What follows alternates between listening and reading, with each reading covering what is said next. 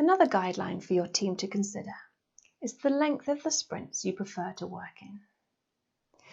If your team works in shorter sprints, you'll be producing deliverables faster, but you may not be able to complete larger, more complex features in a single sprint.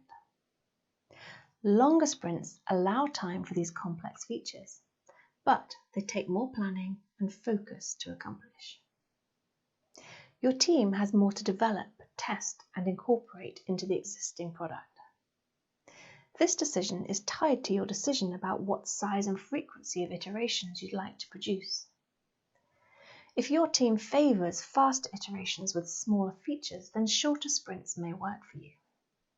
If, on the other hand, you'd like to divide your product into larger pieces for delivery, you may want to work in longer sprints to allow your team plenty of time to develop and test the more complex features.